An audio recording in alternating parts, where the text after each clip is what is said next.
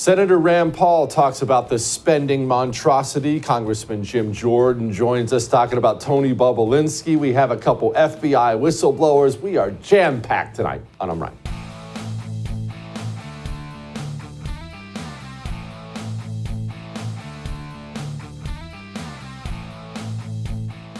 $1.2 trillion. I'm not going to spend a lot of time on the spending package because the great Senator Rand Paul is going to join us here in just a minute, and he's going to discuss it in a lot more detail and how egregious it is. It's one of these things that I continue. You've heard me struggle with this before. I have a hard time just wrapping my mind around the idea that the fiscal collapse of the United States of America is coming. Everyone knows it's coming. Everyone in Congress does, I should clarify.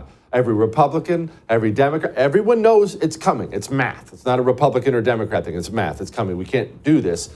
And nobody is even slowing down on the spending. Forget about slashing. Right now, as we speak, the House and Senate should be meeting to slash and burn this budget to the ground. What can we afford to keep? That should be the conversation they have. No one's discussing cutting a nickel.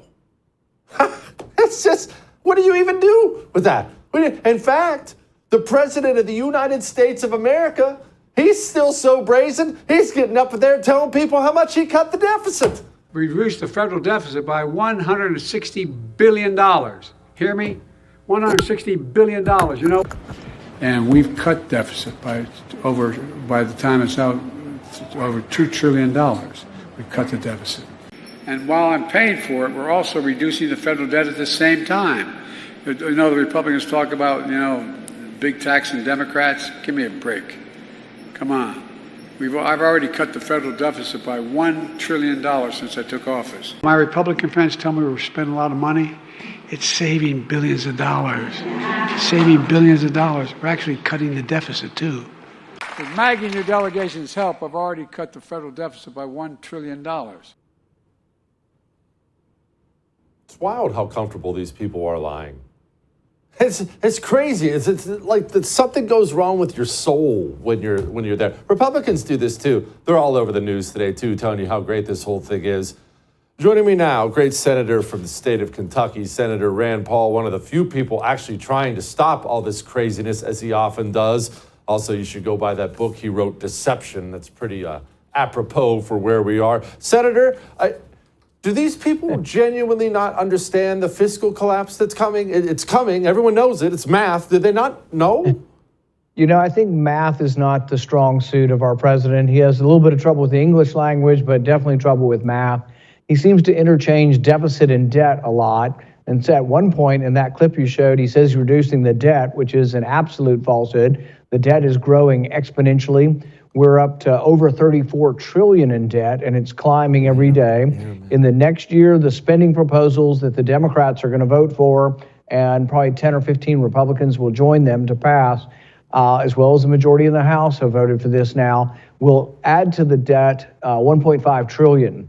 Now, the little trickery that's being performed here is, and sleight of hand is, that the debt did get enormously bad. The worst records were under COVID, when they shut the entire economy down, the lockdowns that I opposed. They passed out checks to everyone. The deficit in 1 year actually exceeded $3 trillion. So the record was set during the COVID lockdowns. But it's disingenuous to say, they're not quite as bad as they were under the worst deficits ever, to mean that there's not any deficits. The deficits over $1 trillion a year is alarming. The Federal Reserve Chairman warned about this. Jamie Dimon from J.P. Morgan Chase warned about this. There are many authors warning that the debt is unsustainable, and that's why I'm fighting against these bills, loaded with earmarks, loaded with waste, and really loaded with deficit spending. How gross is this bill, Senator? I know, of course, they dropped it in the dead of night, as they always do. And it's $1.2 trillion. That number alone is disgusting. But what all is in this disaster? Well, we haven't yet categorized it all yet. We have the one from last week that we passed on. We now know what was in what we passed last week. Had 6,000 earmarks and $12 billion worth of earmarks. I don't yet have a total on this week's earmarks or things, but we're going through it page by page. We'll be lucky if we get a first read through before the final vote on this. The final vote will probably happen tomorrow. And people have to realize Republicans have absolutely abdicated the power of the purse. We have a majority in the House and we have a filibuster-proof minority in the Senate. What does that mean? It takes 60 votes to pass this spending bill. If all Republicans held together, it wouldn't pass, and we would have the leverage to actually reduce spending. Instead, we have collaborators, fellow travelers, who will work with the Democrats and they will pass this bloated spending bill. But unfortunately, Speaker Johnson has gone along with them in the House. So really, the power of the purse has been abdicated. When I go home, people are like, we elected you Republicans. We elected Republicans as a majority in the House and you're not using your power. They're absolutely right. Republicans in the House who voted for the spending bill and the Republicans in the Senate who vote with the Democrats for this bill have abdicated the power of the purse, and they're not doing what they were elected to do. And I hope people at home will be very unhappy with them and maybe bring some of them back into the private sector and send up replacements.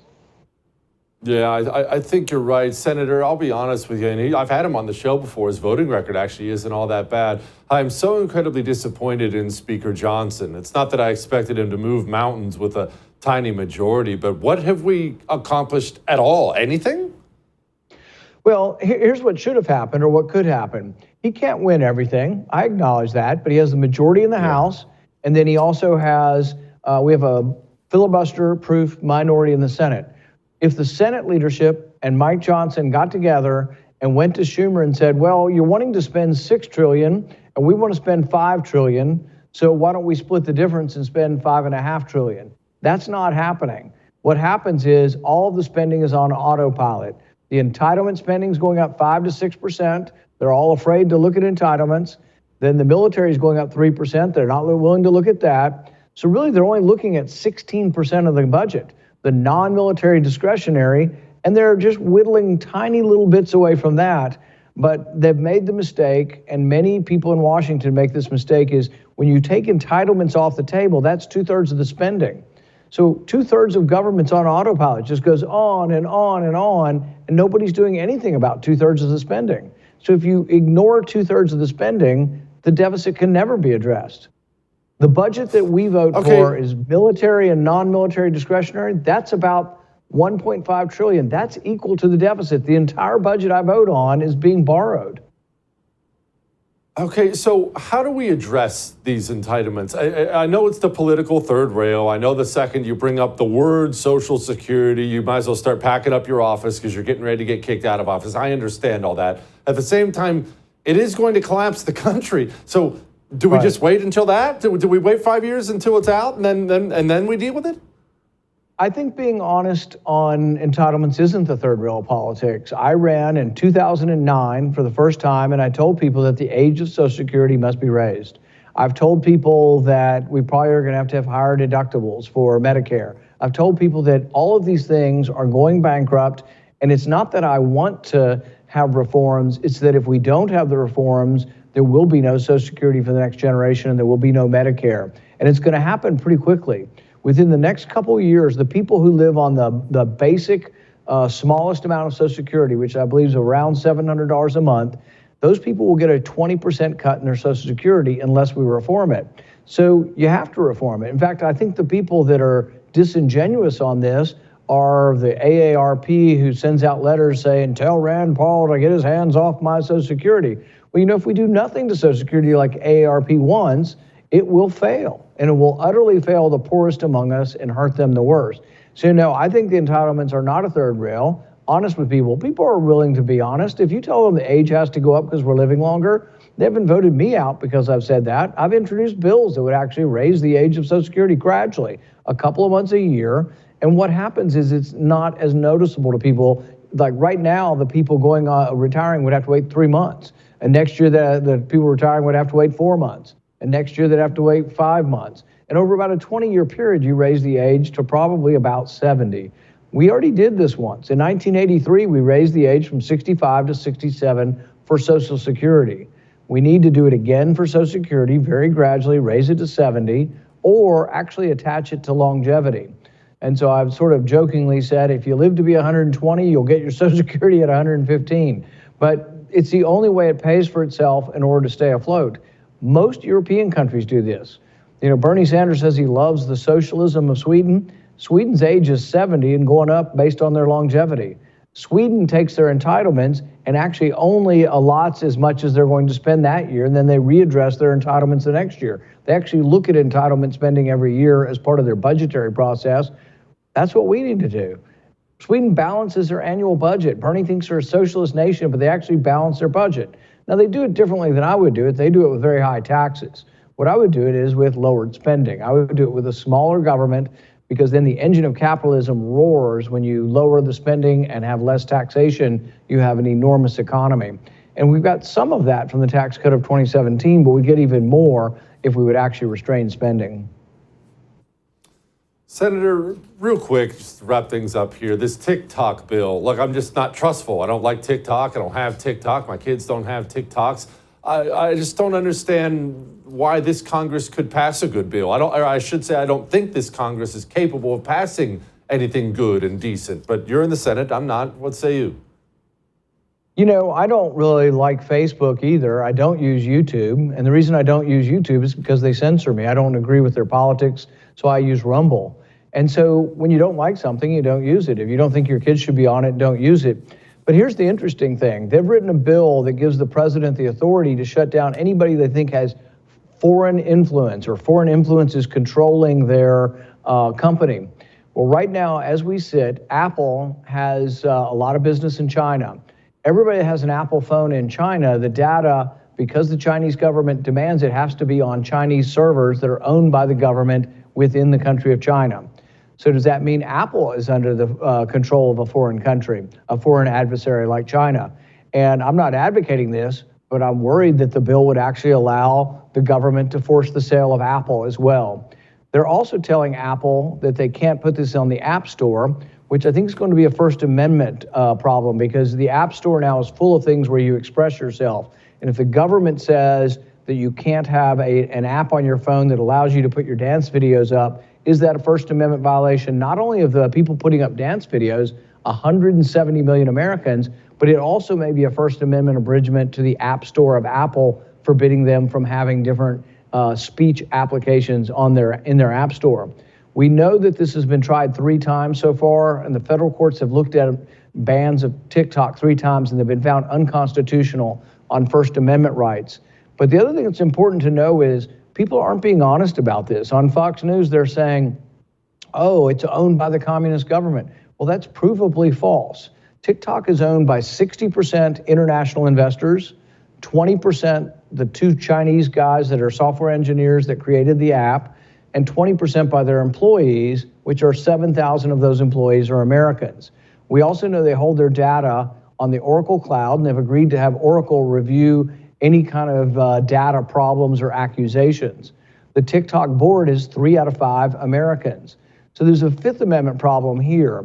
If I wanted to come and take your broadcasting, or whoever broadcasts your signal, or how you get your word out, if I wanted to take that from you, I can't take that. I can accuse you of being a communist spy, but I can't take it unless I go to court and prove that you are. That's what the Fifth Amendment is about. It's about due process. The government can't take your property.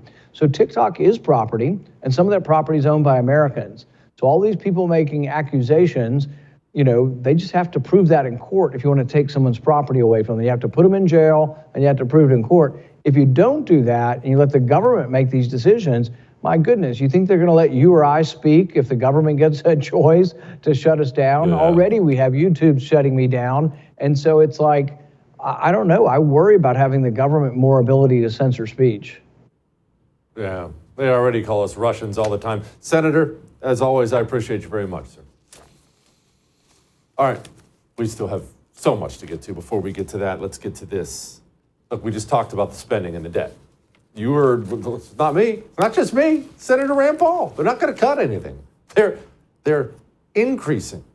And did you hear when he said the problems were going to come? Did he say sometime this century? Maybe 50 years. A couple years. The crisis is here. Call Oxford Gold Group and make preparations. 833-995-GOLD. They will send gold to your front door, or silver. I don't care what color it is. Get some precious metals, because they can't wreck that. Get it in your retirement as a portion of your retirement, your 401k, your IRA. Oxford does all this for you. You don't have to worry about doing any of this. Call them. They'll walk you through everything. They'll handle it all for you, but they can't do it unless you call them. Call and make preparations. 833-995-GOLD. We'll be back.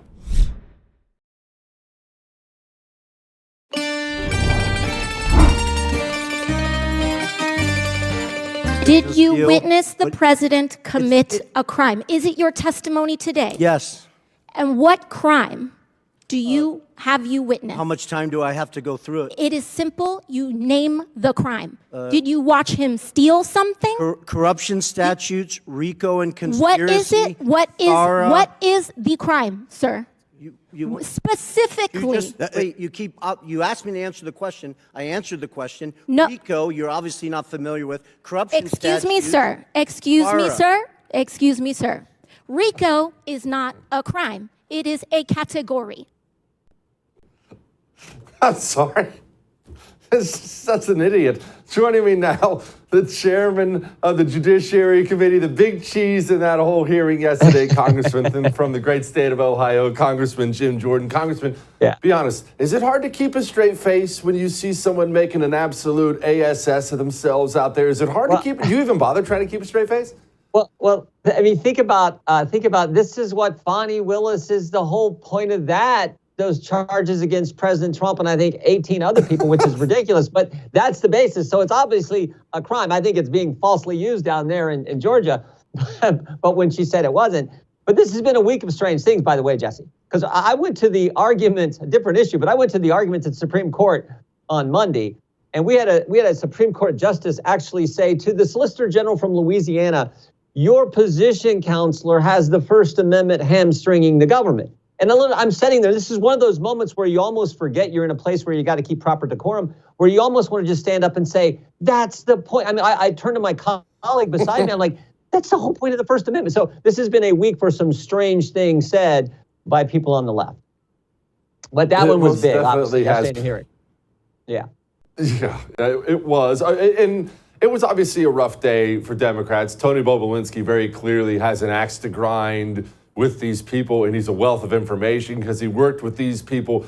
The Bidens looked really bad yesterday, didn't they?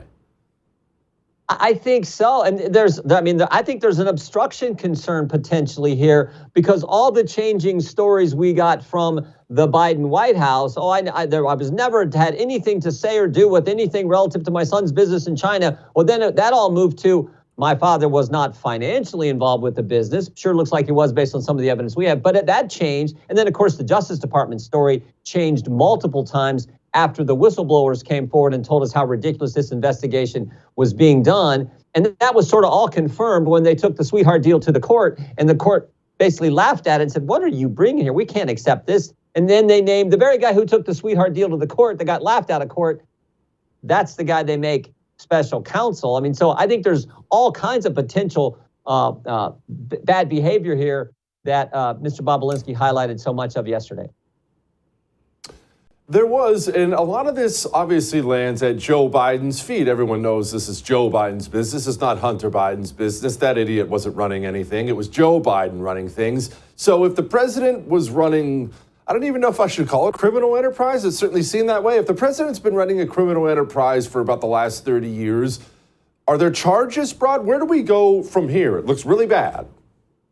Yeah, we continue our work. As I said yesterday, there's no time limit in the Constitution on doing our duty to have oversight of the executive branch. So we're going to do that. There's still other witnesses we would like to talk to, particularly two lawyers in the Justice Department that the Justice Department is telling us no right now. We may have to actually go to court on this.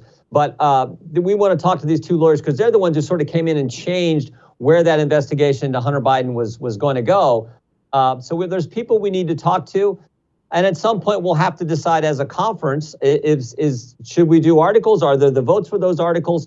But what I said yesterday is we don't do snap impeachments like the Democrats do. We actually go for the facts and dig into the facts and the truth. And that's what we're trying to present to the American people. And then we'll decide if we have articles and if we actually go to a vote. Do you believe the votes are even potentially there? And look, I'll be honest with you, I'm not very hopeful. I look at all these garbage that's barely passing, GOP defections all over the place. It's hard to imagine, especially with Santos gone, with Kevin McCarthy resigning, it's hard to imagine we have enough people to actually impeach. But do you believe that's possible? Well, again, I don't know. You're right. The majority is so tight. It's tough to pass just about anything. So I'm not pretending that we're going to have the votes one way or the other. All I'm saying is I think it's incumbent upon us to get the facts. We're going to do that. I anticipate we will do some kind of report, whether we go to articles of impeachment or not. I believe we'll have a report that lays this all out in a straightforward way. I mean, I think way I try to say it is the money, the business, the brand, and how that was all put together. I think people got a good feel for that from yesterday's hearing. Millions of dollars coming from foreign entities through 20 different companies for what? What were they providing? And I think the answer we got was from Hunter Biden's business partner, Devin Archer, last summer, when he told us in his deposition under oath, it was access to the brand, and the brand was Joe Biden. Mr. Galanis talked about the Biden lift, which was another way they described the brand. They talked about this idea that, say it, forget it, write it, regret it. This motto, this slogan, this mantra they live by, the rule they live by is you keep all that quiet, but sometimes it even got written down in the form of like the big guy. So I do think there's a lot there, but we'll have to see if there are ever the votes to actually bring articles forward. All right, let's talk about the IRS. You opened up an investigation into the IRS today, something about AI spying on us. What's this all about? Think about what they can do if they can take it to scale and use artificial intelligence. We already have reports where people have said, oh yeah, we can do this. We can see everything companies are doing, individuals are doing. Someone on the inside, this was Mr. O'Keefe was able to get some of this audio of this guy saying this. So that is scary when you think about in the broad context, a Justice Department that said, we're going to investigate parents at school board meetings, an FBI which said if you're pro-life Catholic, you're extremist, a government that pressured big tech to censor American speech, a government that asked big banks, hey, give us the transaction data of your customers, debit card, credit card purchases. Are they shopping at Bass Pro Shop, or are they buying religious texts? How dare someone get a Bible and go buy a gun at Dick's Sporting Goods? So that's the kind of scary context and framework we have. And then we find out, the IRS is thinking about announced how thrilled they were to be able to use AI to deal with people who may not be paying their taxes. We're afraid of it from the other side where they're coming after you, particularly in light of things like Ketanji Brown Jackson said at the Supreme Court where, we're nervous about the First Amendment hamstringing the government, which is exactly what the First Amendment's supposed to do. That's the context. And then we see this statement that this guy made sort of bragging about AI and what that would allow the IRS to do. And as I've said before, I think that's an old Newt Gingrich line, you think about the IRS. I mean, the IRS knocks on your door. Your first response isn't, oh, joy, one of my public servants is here to help me today. I mean, this is the IRS, for goodness sake. So if they got this kind of power where they can do it at scale in that kind of time frame, man, that's frightening stuff. That is. All right, one last thing. Speaker of the House, Mike Johnson, went on TV, I think this was last week, and he was talking about some cuts, and I was thrilled with the headline. Anyway, here he was, cuts to DOJ. Here he was. We have advanced, and we also advanced, as you've seen the summary, cuts to some of the agencies that we believe are really overreaching and have been turned in some ways against the American people. We're going to cut 3% from DOJ, 7% from the ATF, 6% from the FBI, and 10% from the EPA, and that's just a start. Well, that's a great start, but we have this spending package going through $1.2 trillion. People can't figure out how many bills there are. Are there 6? Are there 2? Is it 1? Either way, are we getting cuts? What's happening with all this? We're getting some reductions, but remember there were huge increases under the Democrats, so the reduction is not, frankly, where it needs to be. But look, in divided government, I appreciate the reductions there. I think there was a better strategy if we could have corralled the votes, which again is tough when you only got a 1 vote majority. I think there was a better way we could have done this, but we appreciate some of the cuts we've got in this legislation. I'm not going to support it. I thought there was much better ways we could have done this strategically and everything else. And by the way, we haven't stopped what's already been appropriated for the FBI headquarters. We just said we didn't just keep no new money for that, but it's already in there. So the very FBI that says pro-life Catholics are extremists, who helped the DOJ, who told big tech, oh, be ready. We think there might be, in October of 2020, there might be a Russian information operation involving Hunter Biden and a laptop, even though they had the laptop and knew it was real. Do they really need a new headquarters? I don't think so. So I think there's some of those concerns that many of us still have and will not support the bill on the floor tomorrow. Well, I'm glad you're not supporting it. Congressman, thank you as always. I appreciate you, sir. You bet. All right. We have a couple FBI whistleblowers, speaking of the FBI. They're going to join us next to talk about some things. Before we talk to them, let's talk about you and owning your own protection. We don't like to think about the dangerous world in which we live. But let me challenge you with something. Your state has a sex offender registry. It does. These dirtballs have to go register. I want you to go look it up. Go look up your area code. Now go get yourself a Byrna pistol launcher. Byrna pistol launcher. It's non-lethal, so even if you're not a gun person, look, I am a gun person. I carry concealed and I carry Byrna. But even if you're not a gun person, it's non-lethal. Shoots pepper balls, tear gas balls, these hard plastic kinetic rounds, whatever you want. Easy to use. Point, squeeze, legal in all 50 states. No background check. They mail it to your front door. This will stop a bad man from hurting you or your daughter or your mom or your dad. Byrna.com/Jesse saves you a pile of money too, 10% off. BYRNA.com/Jesse. We'll be back.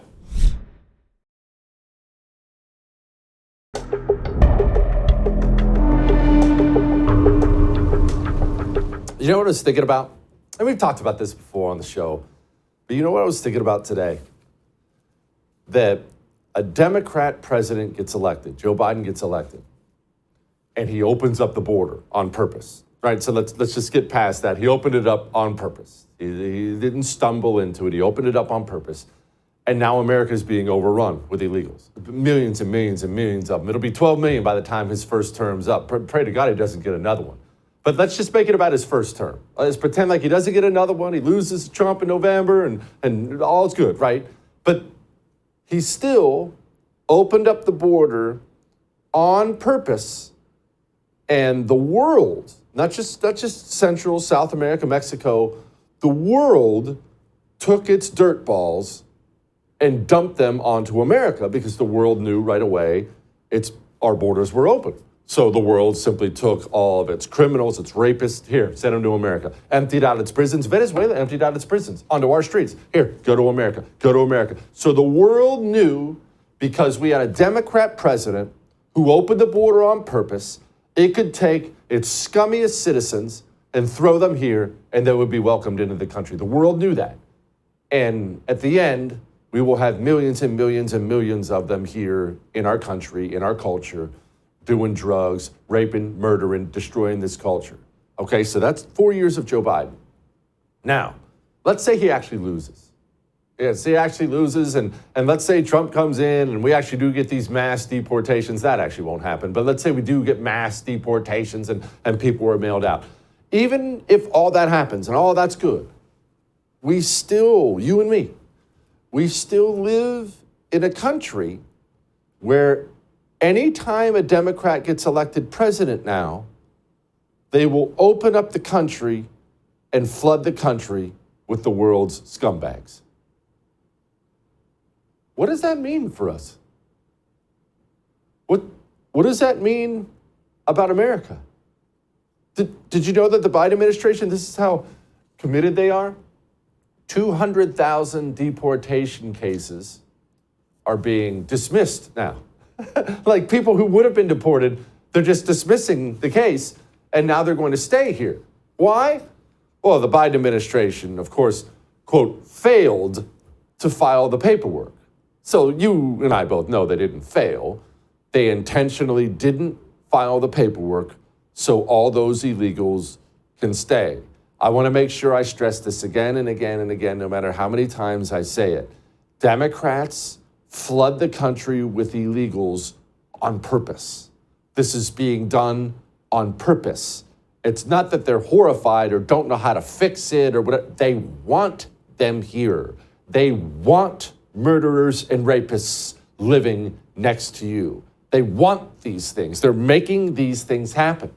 And now it's gotten so bad, these people are going online, these illegals, they're going online and informing other illegals about the various places they can go in this country to abuse the American people. They're telling them about squatters' laws in places like New York. We met Adele Andaloro outside the home her parents left her in Flushing, Queens.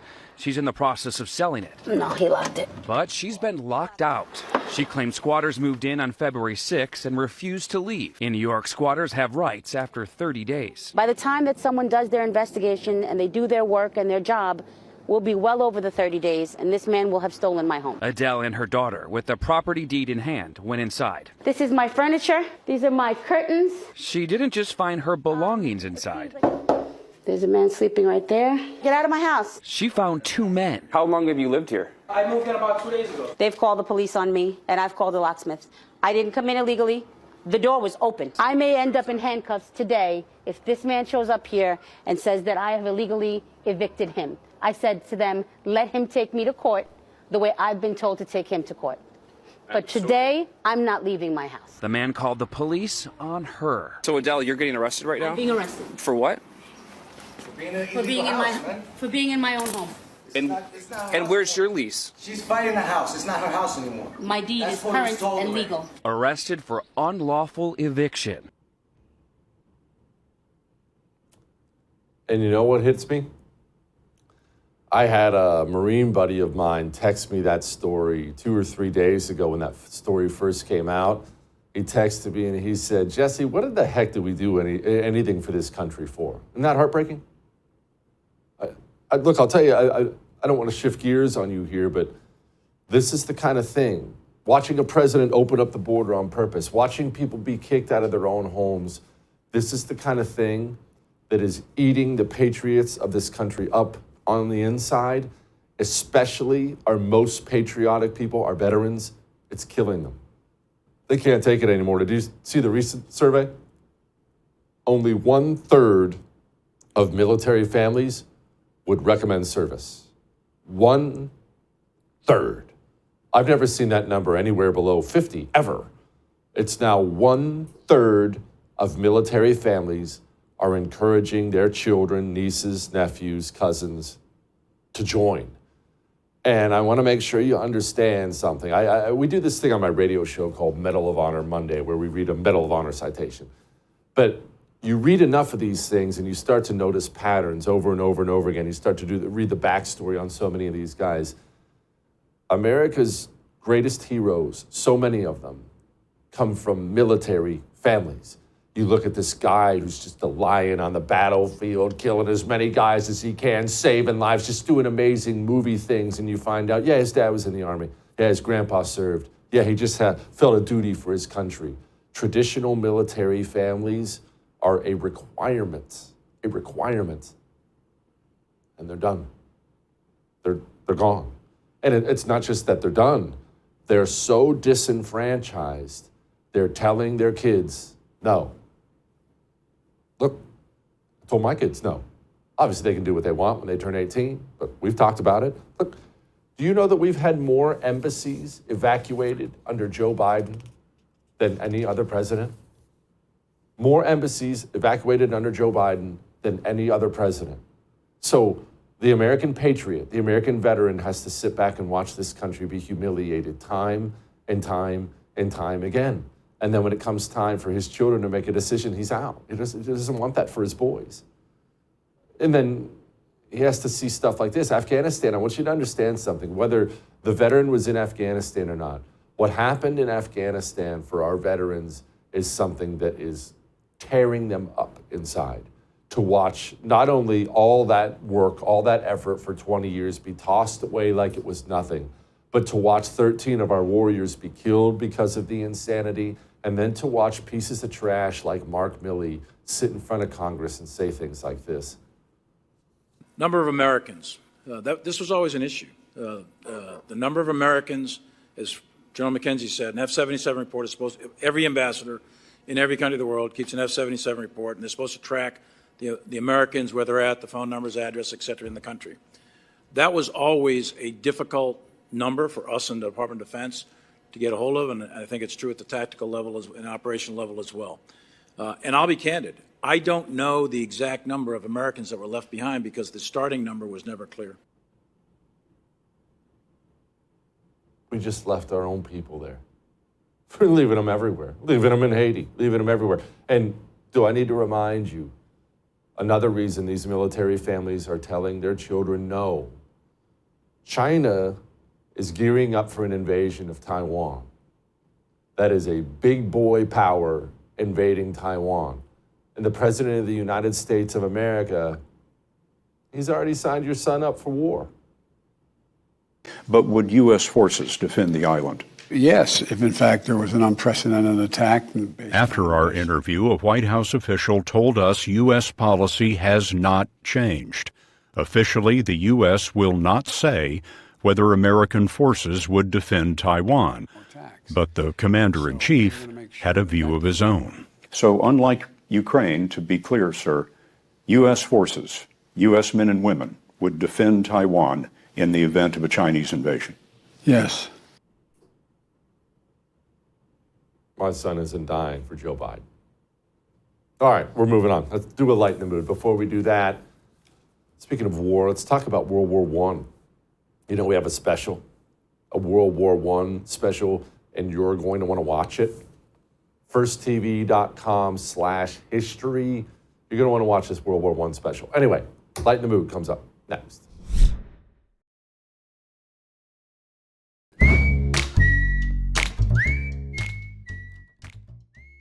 You know what kills me? Is when these congressmen are nasty to each other. And you know why it kills me? Because I feel like I would probably be nasty to the dirty communist scum when I was there. Eric Swalwell, just think about this for a moment before we get to Light in the Mood, because he's part of Light in the Mood. Eric Swalwell still sits on the House Intelligence Committee.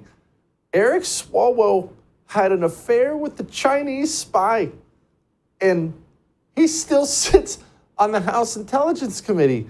And that's bad, but at least his fellow congressmen aren't letting him forget that he's a Chinese asset. Thank you, Mr. Chairman, and I find it incredibly rich Mr. Swalwell is going to come to this committee and lecture us about how China penetrates our government. I think that's something he may know a thing or two about. Guys, it's dead. And so I'm here to pronounce the time of death.